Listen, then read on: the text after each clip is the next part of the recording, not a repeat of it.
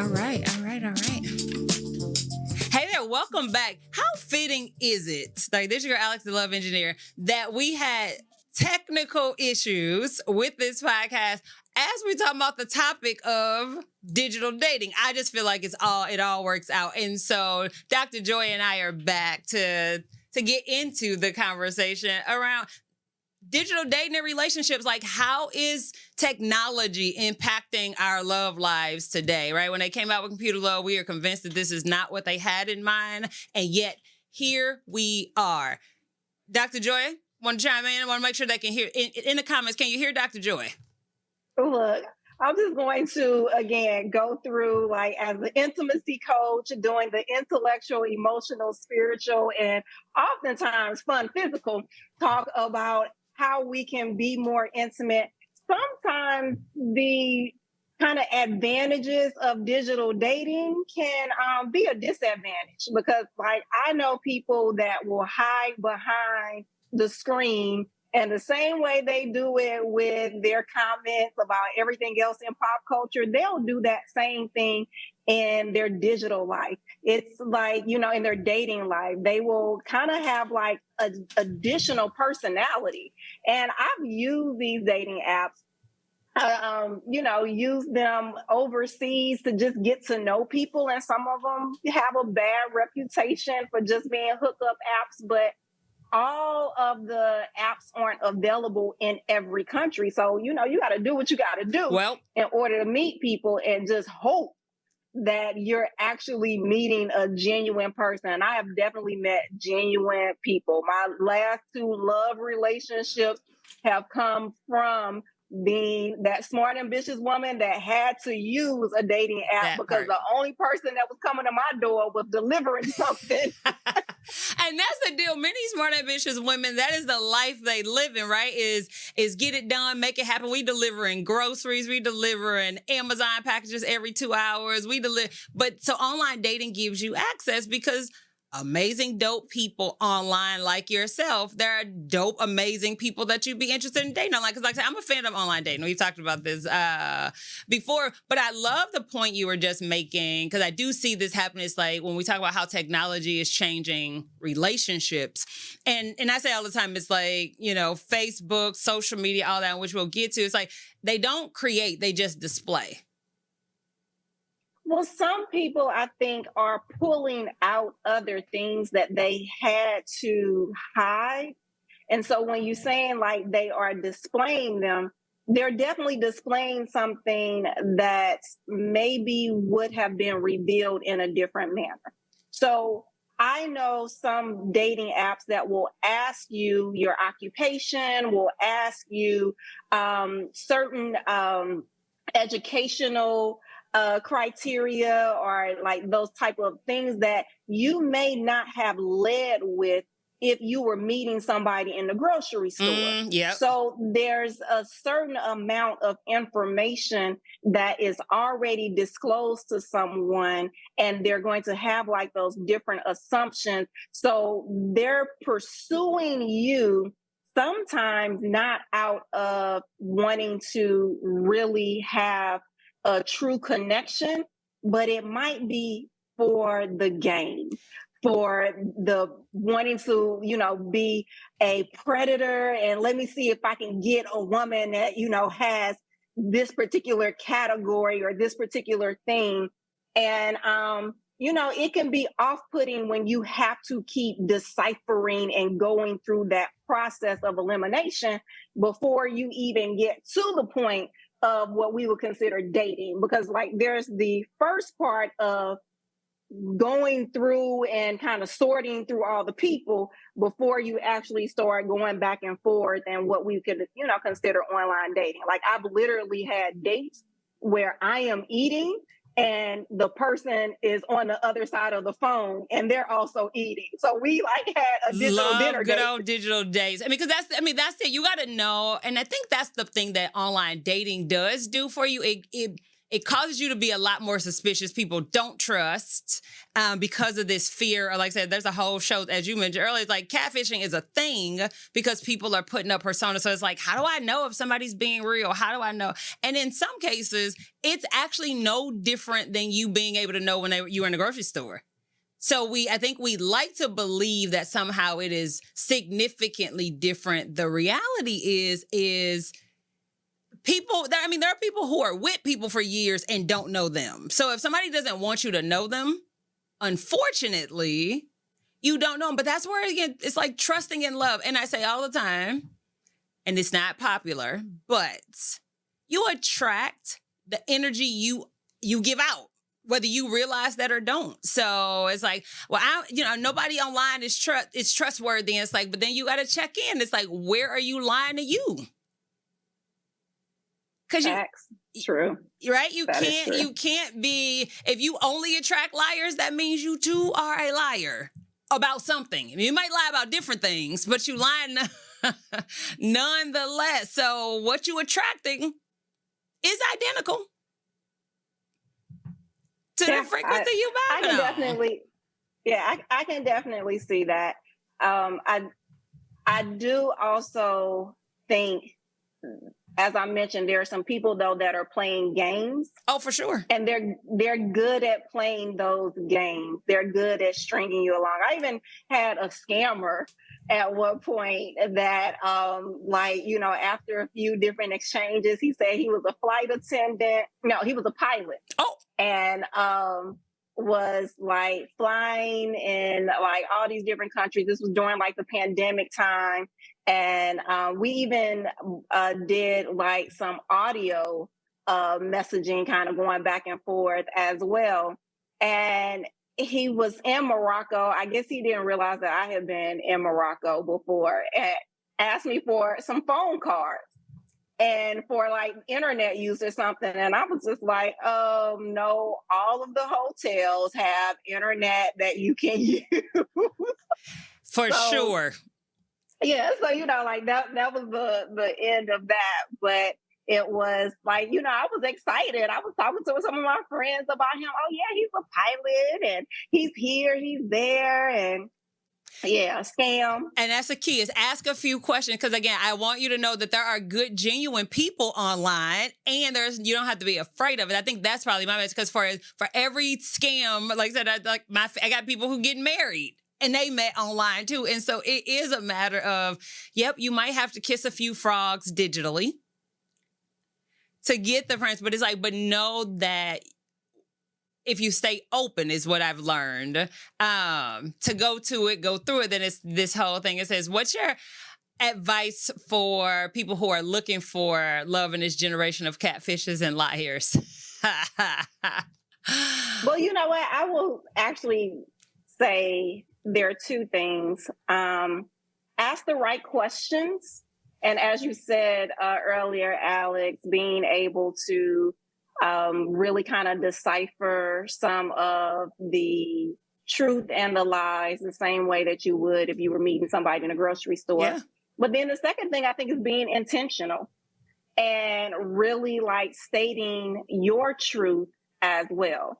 And so if it is that you are looking for a friendship, if it is you are looking for love, if it is you are looking for a companion, long-term, short-term, like really know what you're looking for and state that, and don't take anything that is not compatible from the very beginning when it comes to your relationship goals. That's what I would say as advice. I would definitely add to that, because again, like I said, even with that question, right, was and just here, thanks for asking that. It's like about catfish and liars. Like I said, we typically talk about physical catfish, and we talk about, physical, but so often with the intentions, that's so true and so real. It's like you really want to be married, but you say you're down for being friends. You are catfishing that person with your intentions. You say you don't mind if a man don't pay for dates, but you actually really do want a man who's going to treat you and be kind to you. And there are plenty of men who absolutely, positively love treating women, who are appreciative. The key word here is appreciative, not entitled. That's the catch with that one. So, I see here, Amy says that, what are some of the questions you suggest for sussing out who's real or not? So I don't really have like a book of questions. I know, Alex, you got your dating I got games cards and a bunch of questions. So yeah, we'll get into it. Yeah, right. So those, actually have them. And I think, I'm really about things kind of flowing naturally. But I do like scenario questions. And some people don't like that, but it sparks like the conversation, even if they don't like a scenario. And so I can choose scenarios that are personal, or I can say that these are examples from someone that I know.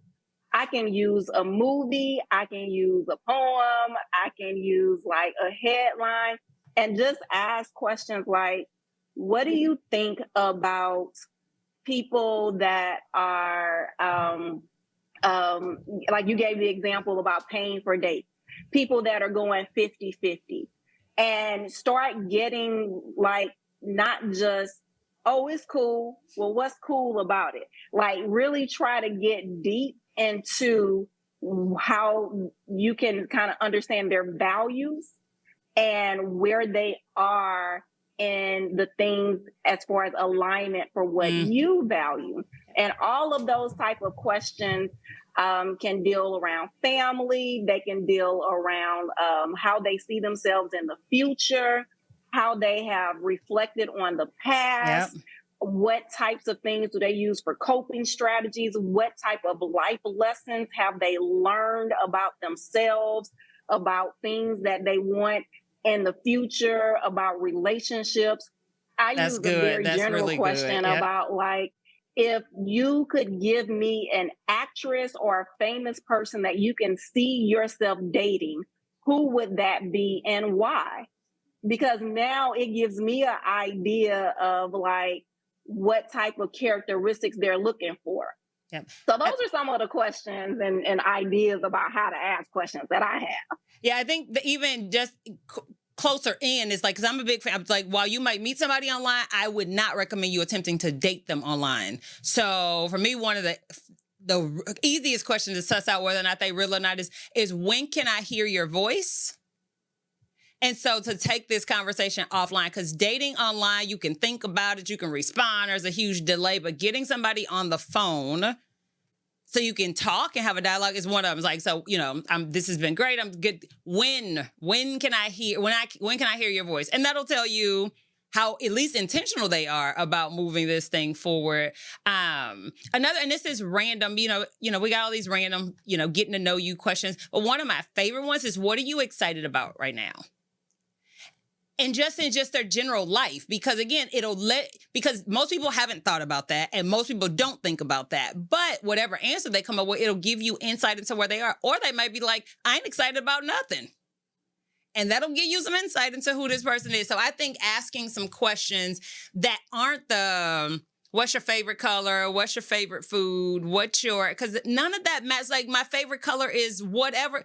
Let's say it's blue. It's a matter of fact, there's only 3 colors: red, yellow, or blue. Every other color is a combination of one of those 3. Like, pick any combination you want, and that will be their favorite color. It is a combination of red, yellow, or blue, or it's a primary color. One of those. Go with that. Do not ask people about their favorite. Don't get me started. I hate the question. I'm like, what is that going to tell you? So let me tell what is it? So anyway, pick questions that really let you know or share who they are, or you share who you are. And in both ways. So this isn't an interrogation. That's one thing I will say in this digital dating world, because we've gotten so good at asking people 50 questions. And the War on Love games are a bunch of questions, and they fun and they exciting. But nobody wants to sit across from somebody with a bunch of questions. They want to engage and have fun. So, Alex, I have a question. It's a book of 3,000 questions. And think about that. We literally page and we'll go through and do like rapid fire. And it's fun because it's the game. So if you remember, like last week, we talked about like playing games and, being childlike. And so there are, I think, times that like you can still get to know a person, do it kind of like in that rapid fire and have fun doing it. And I, would say things like, okay, let me get off the hot seat on this one. But sometimes, it puts you on your soapbox. And I think there is some ways of being able to, in the very beginning, ask some questions before the phone call, because what I also know, a part of this digital dating technology is once I give you my real number, now you can do a lot of searching. So quick story, there was a guy that I met through Facebook dating, and I don't like to talk about what I do as a career. And so I got a burner phone that I would use. Listen. If I needed to call somebody and I didn't want them to have, my real number. And I was at the airport and my flight was delayed. So I had, some time and used my real phone number. And before I could get on the flight, he texted me and said, "Nice to meet you, Dr. Joy." And I was like, oh, wait a minute, because he didn't know my real name was Joy, let alone Dr. Joy in front of it. This man, I used my phone number to pull up all kind of stuff and research all these different things. So there is still a level of safety that we have to use with digital dating to protect ourselves. And, now we got AI that's doing great things, but it is also being a personality for some people for what they will actually type. That's true. That's true. And so if you do get, to a point where you're like, oh, I really want to see if this person is real, then absolutely get on the phone, try to, hear their voice, make that connection.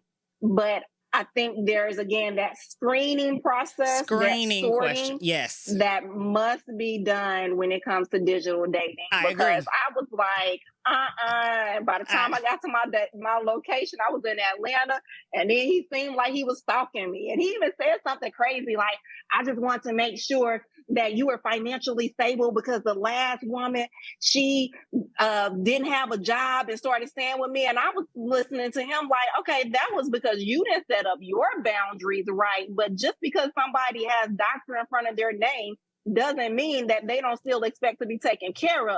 So there was some mixed things that I was already able to identify about him, that I was like, okay, yeah, we're not on the same level. And that's how that works. And if you don't have a burner phone, you can just simply go to your settings. If you have an iPhone, I don't know nothing about them Androids, but you can go to your Android and just go to settings and turn off Wi-Fi if that is a real concern of yours. So I agree that becomes a thing. And I do, again, agree, making it playful and fun, because, again, sometimes in digital dating, it's either short messaging, because, again, so texting. Let's get to switching over to that. And as we talk about texting, but there was a question that was posed and says, how do you let somebody know you're interested in sex early on? Because I don't want to waste my time with somebody who is like uber conservative. But to bring it up early is weird. It sounds slimy. And let me tell you again, for the fellas that like smart, ambitious women, bringing up sex really early on is a guaranteed way to have her stop talking to you. And why? And this is what people don't realize, because in the digital world, this didn't change. Many women are taught and trained that boys and men only want one thing. Guess what that one thing is? Sex. They say stuff like, he'll say anything to get in your pants. We've been taught that since we were like 11. So then when a man brings it up prematurely after you don't know my last name, you don't know my middle name, you don't know my favorite color, which is red, yellow, or blue, or any combination thereof. But you don't know that. So when you bring it up early, you reinforce her fear of, you don't like me, and you don't trying to get to know me. You just trying to sleep with me. Because here's the catch about how many smart, ambitious women in particular feel like, it ain't even a catch, it's the reality. the woman's vagina is universal, meaning every one of us has it. And so therefore it's nothing unique in my mind about it. And so if you bring it up and you level set at sex, it doesn't go anywhere far. That's my thought about it initially. And then we'll go back to how do you bring it up. But Dr. Joy, what are your thoughts? So I think if that is the intention, then it's okay to bring it up, because then you will already know that you all are not compatible. Because there are some smart, ambitious women where that's all they want as well.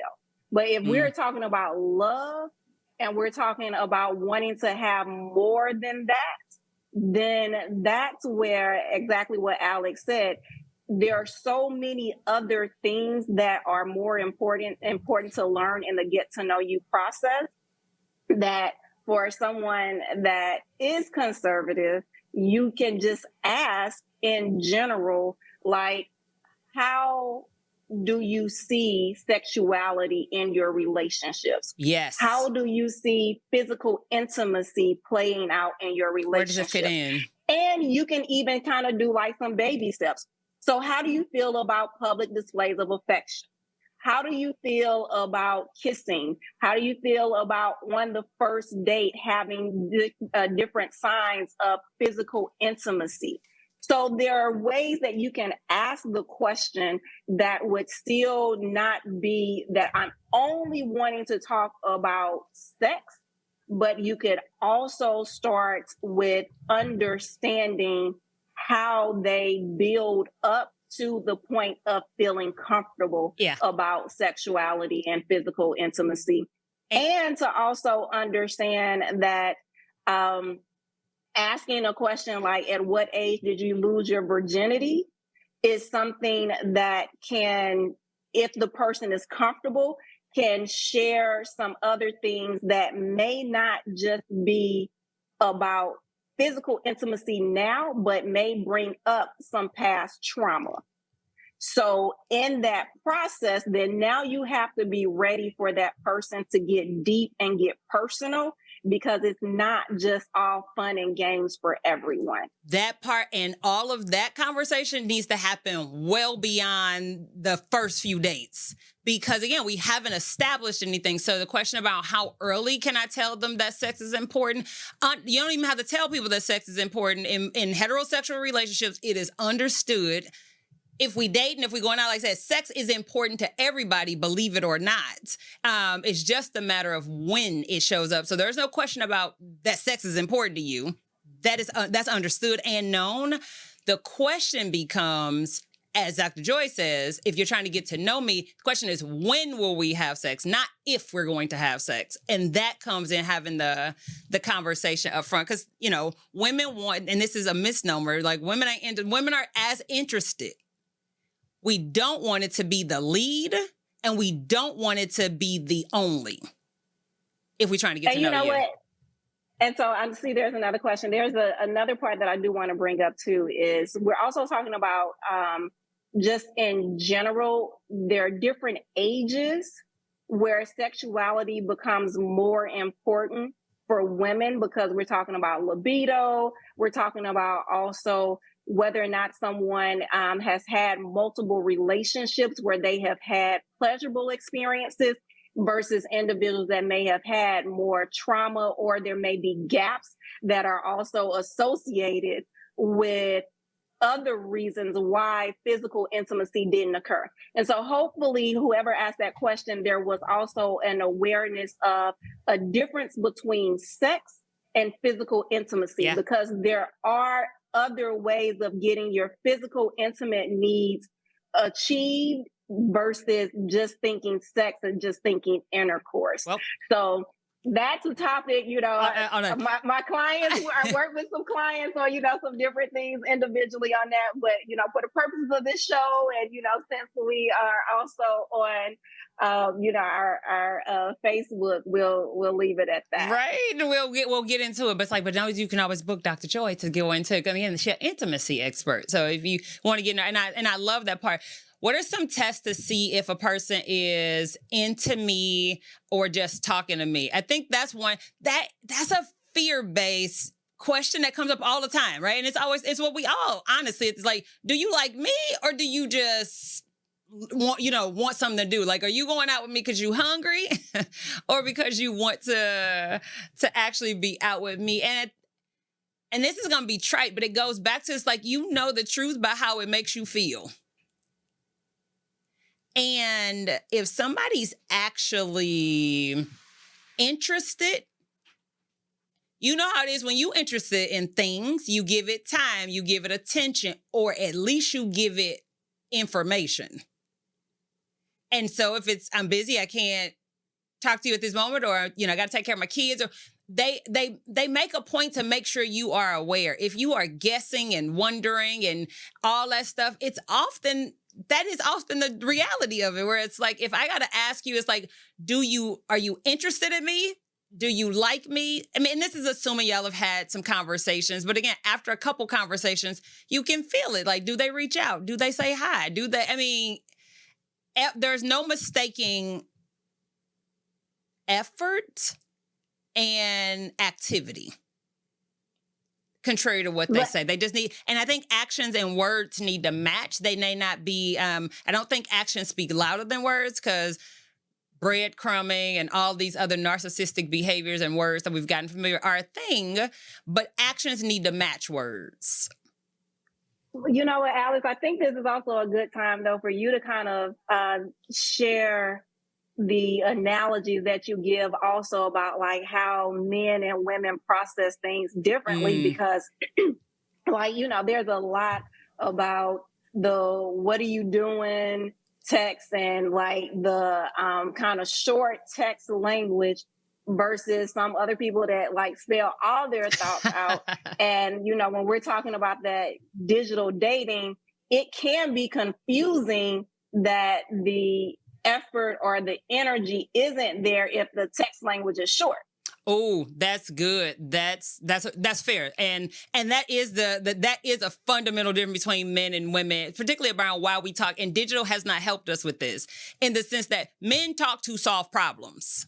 It's the only reason they talk. If there's not a problem to be solved, he is wondering, what are we talking about? What will we be talking for? He's trying to solve a problem. If he sends a text and the text message is WYD, it's like, what you doing? What he's doing is getting the conversation opened. And so it's not how many words a man uses to talk to you is not an indication of his interest in you. So that's one thing. For women, the act of talking is solving the problem. More than that, women talk to connect. It's a thing for us to connect, and we like all these words. You send a man a paragraph, he is confused. And if you ask him a question and you ask him 3 of them, he only is answering the first one. So just in text etiquette, when you're texting the opposite sex, if a man texts you what you're doing, if you want to open the conversation up, and women will have to do this because men just don't even think about it. It's like, and if you say nothing, then you are pushing this conversation down a very singular, boring path for you. But it's like, what you doing? Now I'm really excited to get your message and excited about when we go out.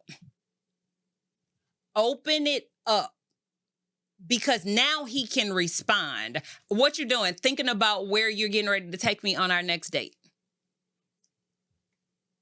This does not, text messaging is not a conversation that you have in day to day. So don't go into it for a dialogue. Go into it to move this on. Because again, he is asking a question for a point. He is not looking to have a dialogue via text. It is not a thing, especially for the women who get like annoyed with misspelled words via text. Get over it. Please get over that. Let it go. You are not an English teacher. And even if you are an English teacher, this is not a paper submission. So that's just my thing about that. I think internet dating incentivizes men not to be authentic. Do you believe truth should be given full force up front or be diplomatic? I think you should leave with and Dr. Joe, I'll let you jump in this as well. But I don't know that it incentivizes people to not be authentic. I but truth, and being clear that telling somebody my whole life story, while it may be true, they may not be, they may not have earned the right to know that about you. So being mindful of if truth refers to, I don't, what's the word? I'm oversharing or whatever the case up front. The diplomatic piece, I think being diplomatic is always a good thing. I think, but I'm also authentically diplomatic. And so the key here is being true to you and liking that. And it's like, and if your version of truth you don't think is going to be accepted, then even if the person does go for you or go for it, then you don't end up in a relationship either way. So I do think you should tell your truth, realizing that your truth may not be your entire story, but be kind about that. Because this person doesn't know you. And I agree. I think there's also a certain point of professional versus personal. And in this kind of digital dating space, there is a desire to be personal and be upfront, but there's always this kind of thought of, but what if I get in a professional space with this individual for whatever reason, whether it's through somebody else, that you still want to maintain some of the professionalism, and you don't want any of those things to potentially impact you professionally because you disclose something too early personally. And to that, when you are thinking that way, I think it is okay to say, you know, it's too soon for me to reveal that, or I'll feel more comfortable talking about that once we get to know each other better. Yep. And those type of terms are ways where you're still being authentic, you're still telling your truth, and you're being diplomatic at the same time. So I don't think there is a either or. There's, you know, a casual way of saying it, you know, you ain't ready for that. Or, you know, I've had some guys that, especially in the DC area, if I tell you what I do, I got to kill you. Like, you know, it's not you truth. Can play with it. Yeah, you can play with it and be fun with it. And I think the same thing comes up with sex too. It's coach again, many smart ambitious woman with that, right? It's like he may bring up sex, but it's not what question he asks, it's your response to it. And so to send a message that I'm like, sex is not off the table. It's just that I don't talk to perfect strangers about my sex life, or I don't get this intimate with people. So you can make it fun and playful. Don't make them wrong about it. I think that's probably the big thing, is don't make people wrong about the things they are curious about. But know where your boundaries lie with it. You know, many people just get mad, like, oh my God, I can't believe No, he has to want to sleep with you if this relationship is going beyond just this friendship, platonic space. But you also get to jokingly or play. And it's like, you know, if you make it to my middle name, then we might be able to explore that topic. And so there are fun ways to do that keeps him interested. Question that's been posed, like, what do you guys think about ghosting? What would you say to a client who ghosts someone? My clients don't ghost people. Dr. Joy, what about you? Yeah, my clients don't ghost either. And I'll say the reason why they don't is because there is a personality trait about ghosting that the boundaries and the expectations of relationships do not agree with ghosting someone as a way of you actually being a good person, for lack of a better way of saying it, or for the person to not become a stalker. Like, be able to be mature enough to close things out. And ghosting is not it is not an emotionally intelligent act. It is cowardly.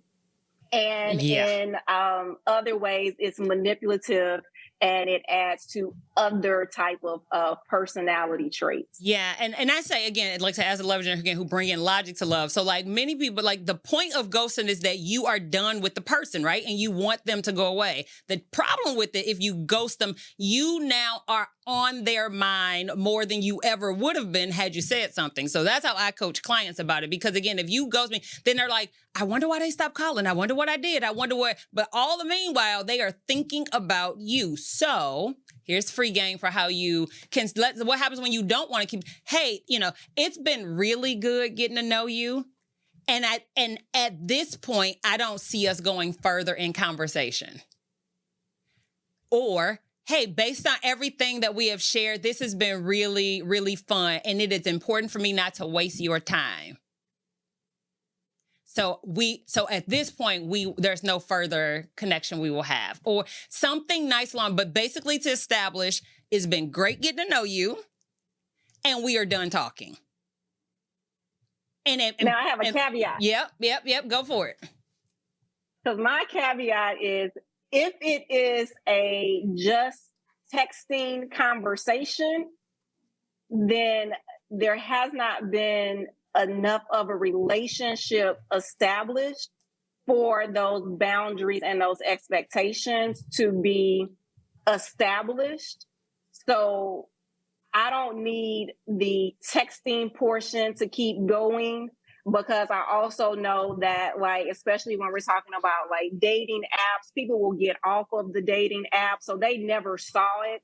So there is a certain amount of, I'll just say, gray area when it comes to just getting to know somebody and everything is just like online.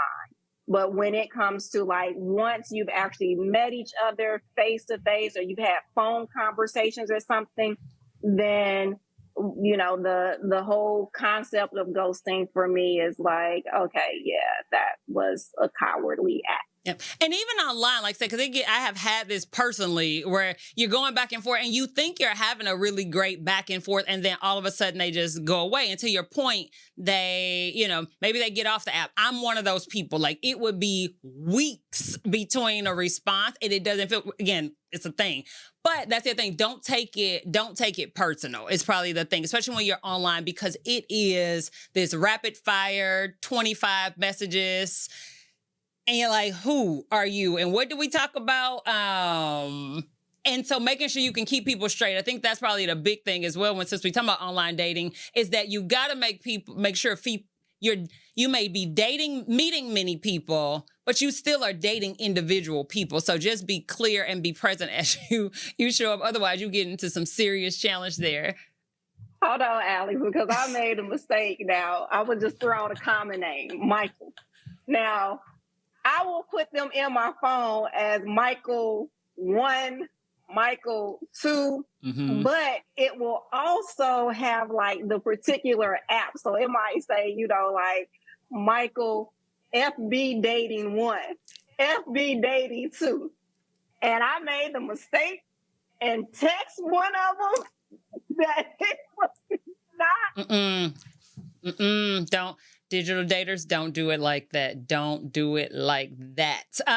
Keep them together. And actually asking about ghosting would be one of those good questions in the very beginning to find out, how do you feel about ghosting? Yep. And just, getting to know their perspective about it. And, oh, yeah, I do it all the time. Oh, well, then now you know. What and so if that's a deal breaker for you, then cut your losses in the beginning.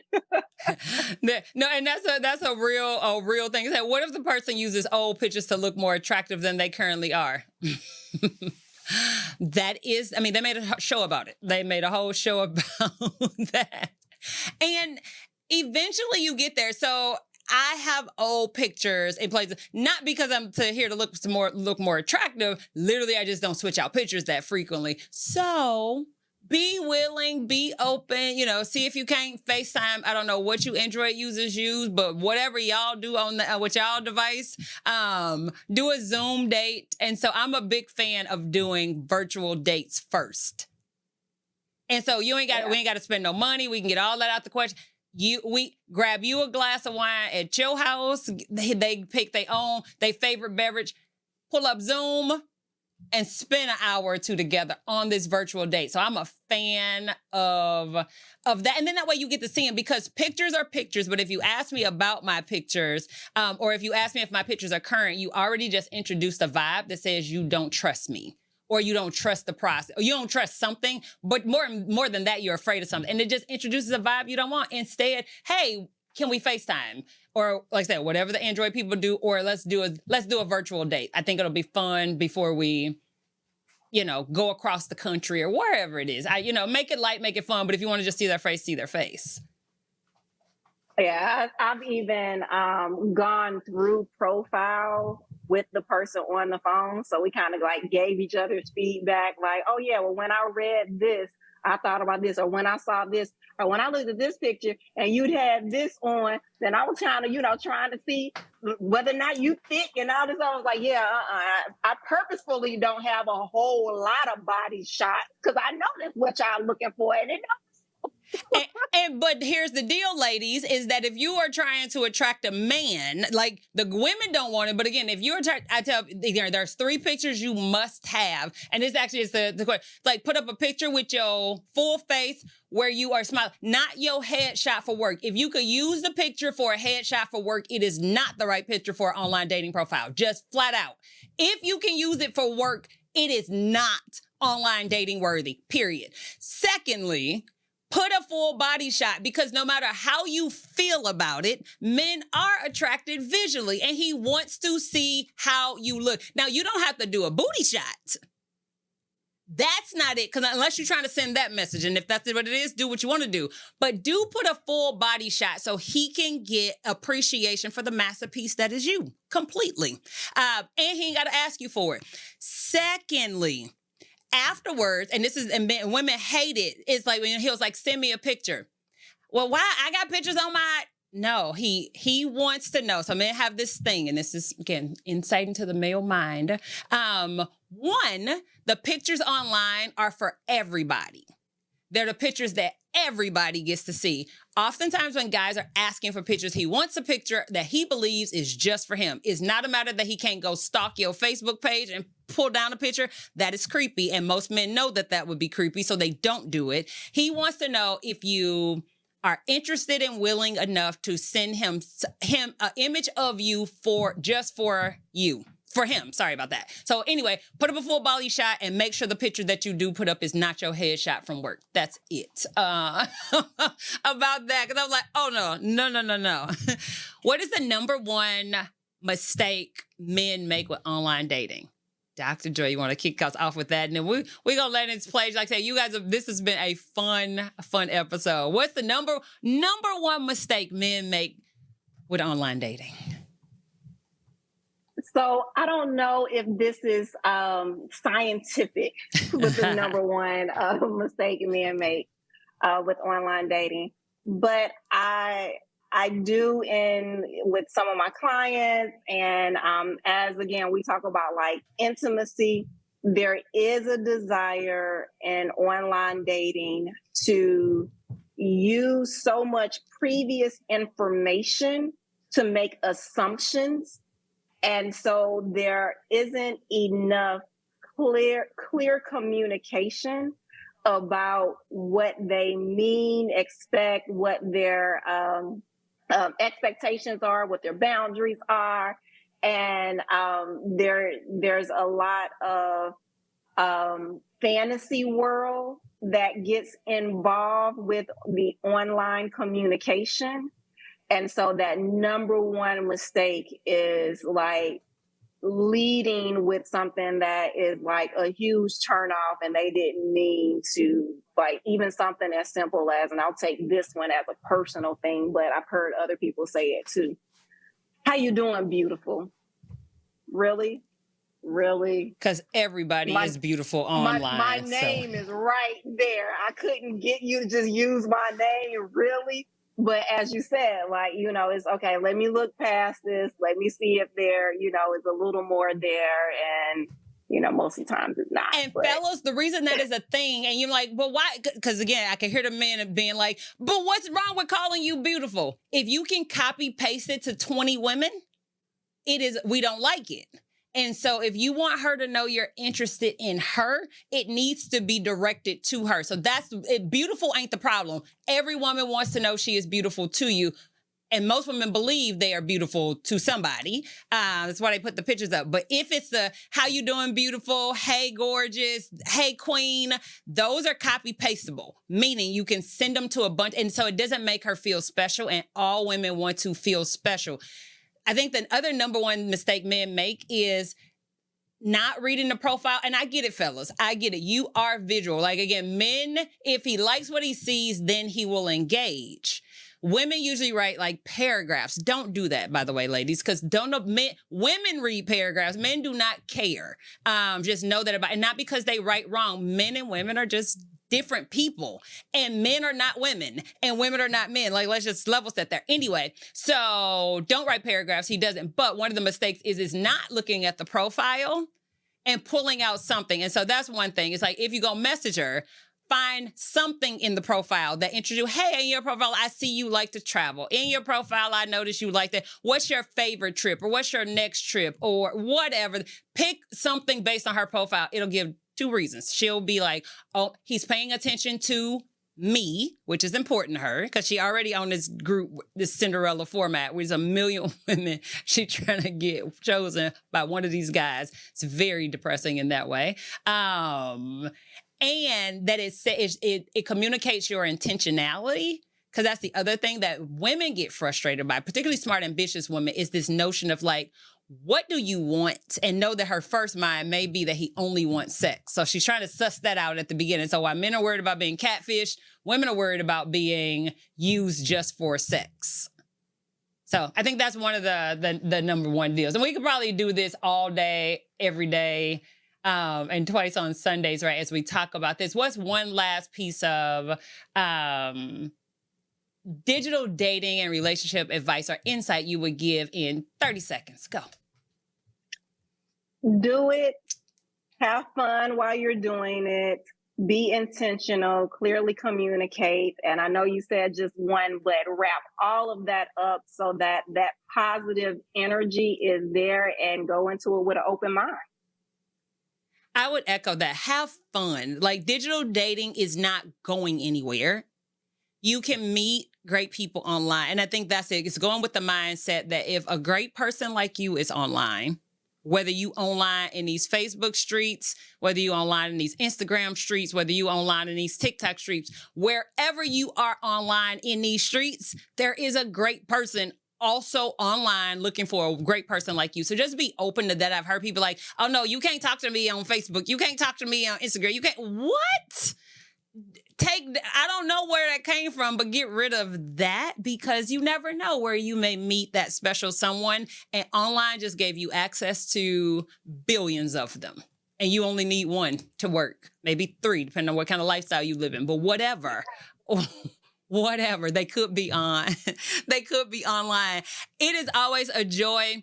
Drop your thoughts or questions or any topics you want to see us tackle on the I Declare Love podcast. Remember, our whole mission is that we are bringing logic to love so that you can build amazing relationships. With that, in this digital dating, we coming back in person. So if you are here in the Minnesota area, I want to invite you, and you're the first to hear it here, is October 27th. October 27th, the myths and the magic of marriage are going down. So, after you do brunch, after you go to church that day, we are talking about the myths and the magic of marriage. And so come together, whether you're single, whether you dating, whether you married, happily married, miserably married, or unmarried. This is for you. On October 27th, from 3:30 to 6:30, join in partnership with Mindful in 5 podcast host Speedway Jefferson. So we're going to have a good time. October 27th, get your tickets for the myths and the magic of marriage. So love that. And also, if you're looking for the Pathway to Love guide, if you want more tips on how to have amazing relationships, go to BeTheOneLove.com. Grab your Pathway to Love. It's a heartfelt relationship guide for smart, ambitious women who really are ready for love, know you deserve love, and want to ensure that this time it's right, whether you do it online or offline. It is a complete joy and a complete honor. And as the Persian poet Rumi says, your task is not to seek for love, but seek within and remove all the barriers you've built against it.